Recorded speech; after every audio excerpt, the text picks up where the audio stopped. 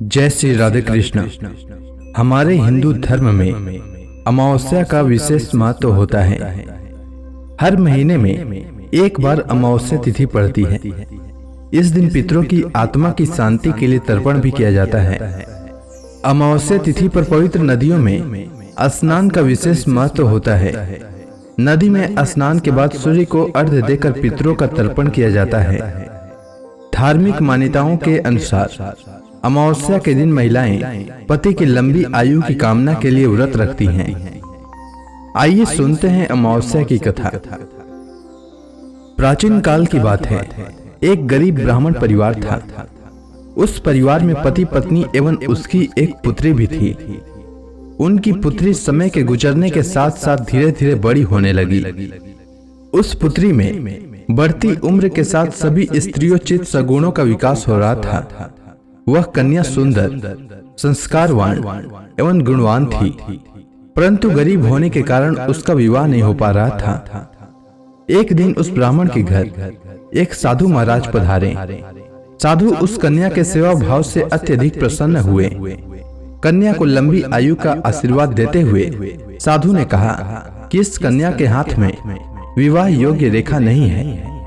तब ब्राह्मण दंपति ने साधु से इसका उपाय पूछते हुए कहा कि महाराज, ऐसा क्या उपाय करें जिससे कन्या के हाथ में विवाह योग बन जाए।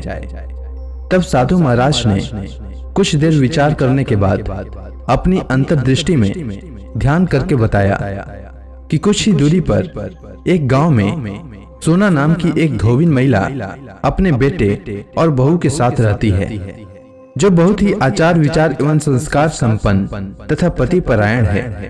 यदि यह सुकन्या उस धोबिन की सेवा करे और वह महिला इसकी शादी में अपने मांग का सिंदूर लगा दे तथा उसके बाद इस कन्या का विवाह हो जाए, तो इस कन्या का वैधव्य योग मिट सकता है। साधु ने यह भी बताया कि वह महिला कहीं बाहर आती जाती नहीं है। यह बात सुनकर ब्राह्मणी ने अपनी बेटी से धोबिन की सेवा करने का प्रस्ताव रखा। अगले दिन से ही कन्या प्रातः काल ही उठकर सोना धोबिन के घर जाकर साफ सफाई एवं अन्य सारे कार्य करके वापस अपने घर आने लगी।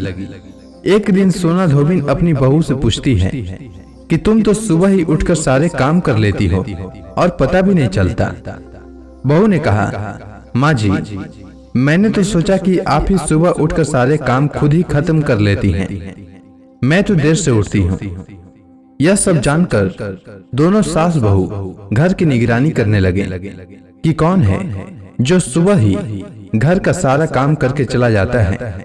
कई दिनों के बाद धोबी ने देखा कि एक कन्या मुंह ढके अंधेरे में घर में आती है और सारे काम करने के बाद चली जाती है।